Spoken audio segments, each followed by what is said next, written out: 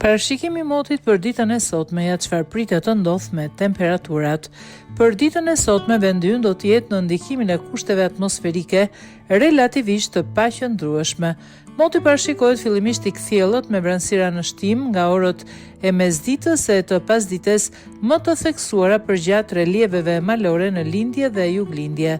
Rreshje shiu me intensitet ulët në pjesën më të madhe të territorit nga orët e mesditës, ndërsa në lindje dhe juglindje hera-herës rreshje me intensitet deri mesatar, në formën e shtrëngatave afatshkurtër shoqëruar me shkarkesa elektrike dhe lokalisht breshër. Në mbrëmje pritet ndërprerje graduale tyre.